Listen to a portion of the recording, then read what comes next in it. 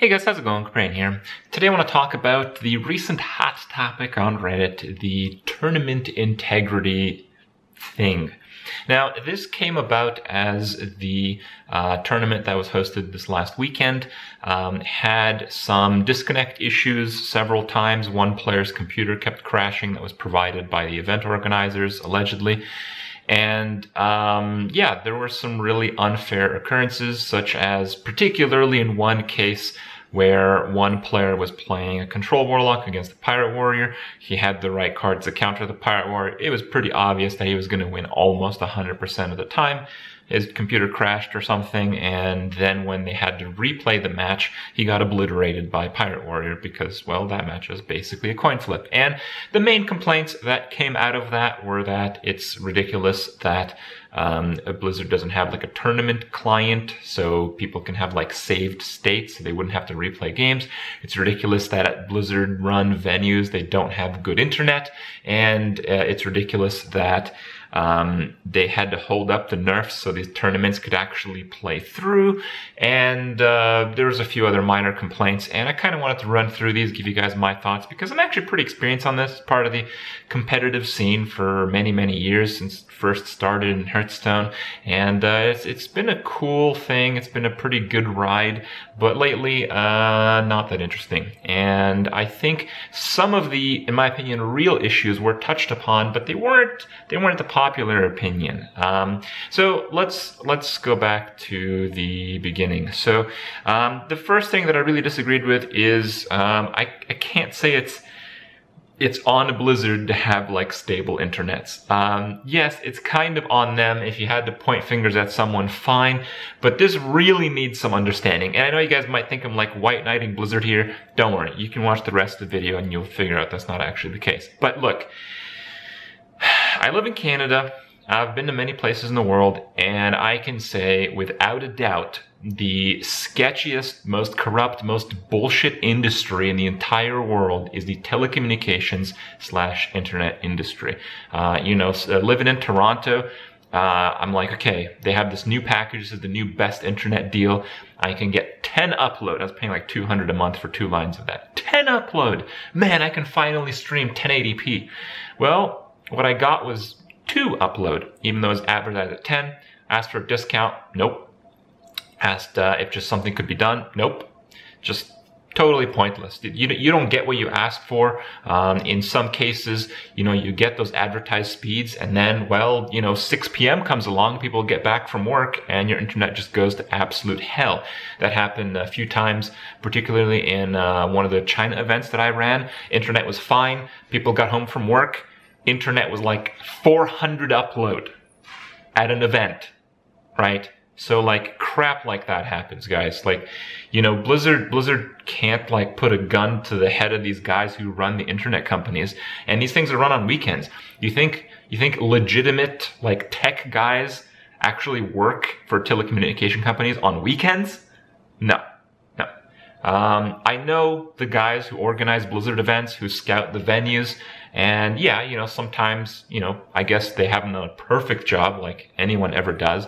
But look, when it comes to internet, they know what they need, they ask for it, and when the day comes, shit can happen. All right, so really, you got to give them a break for that.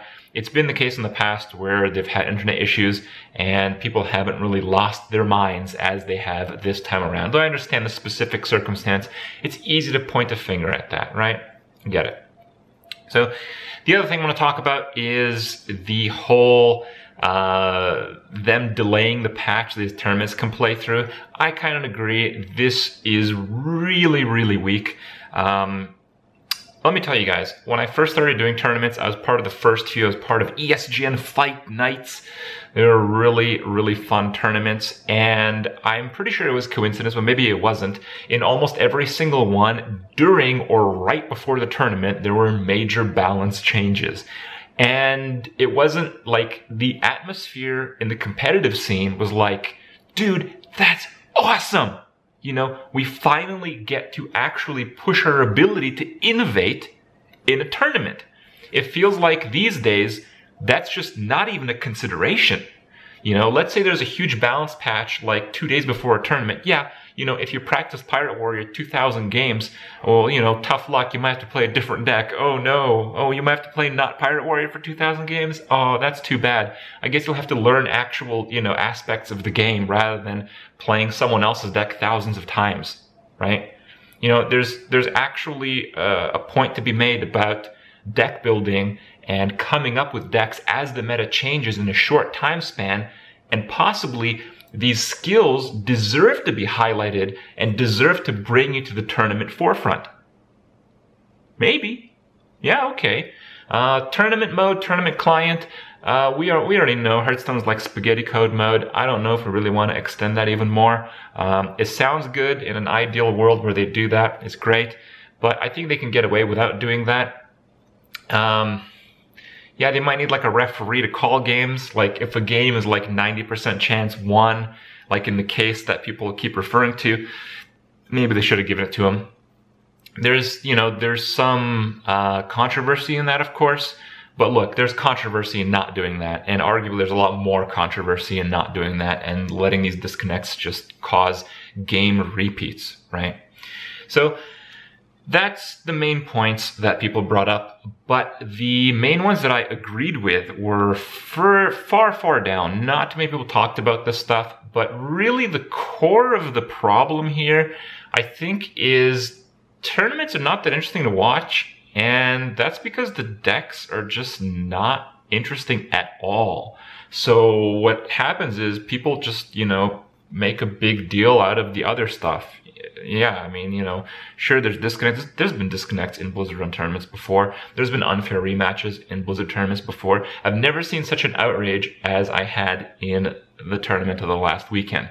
I don't think it was particularly outrageous what happened. Sure, it was outrageous. I get it. I understand where you're coming from, but that's happened before. That's happened before a lot. And I've been part of that. I know what it's like. I know what happens. I know it's something that's difficult to get around.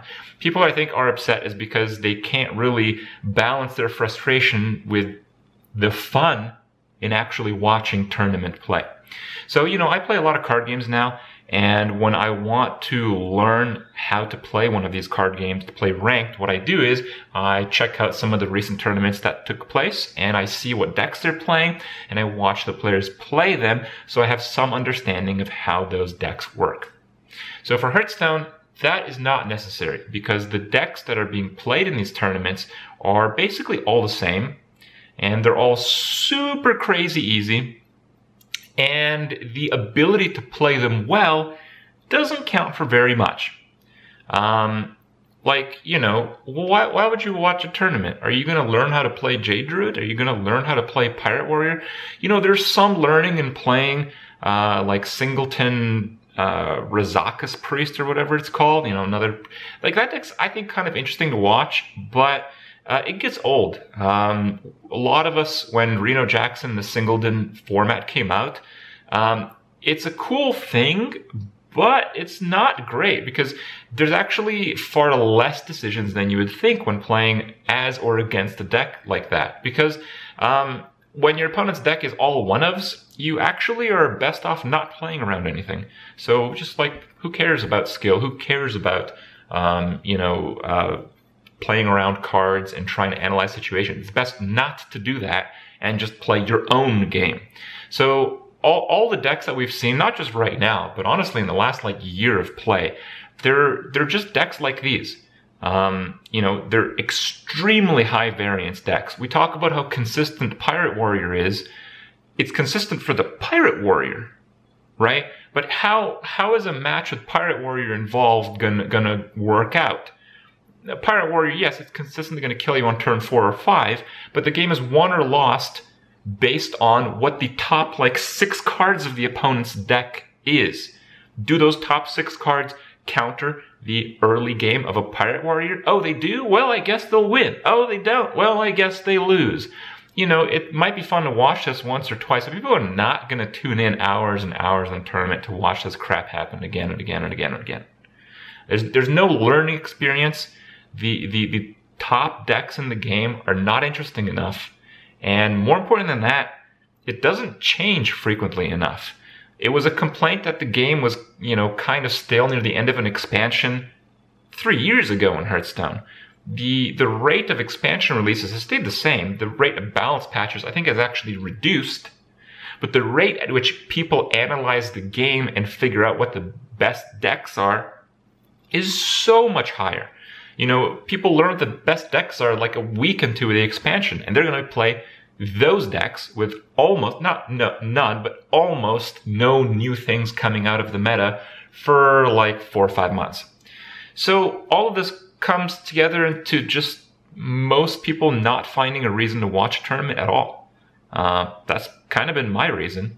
I'd like to see decks that, highlight cool cards, cool interactions. I'd like to see a variety of decks.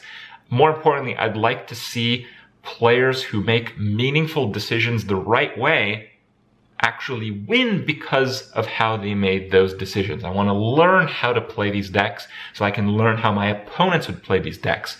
I can't get that from Jade Druid. I can't get that from Pirate Warrior. I can't get that from any deck that has the goal of winning on turn 4, right?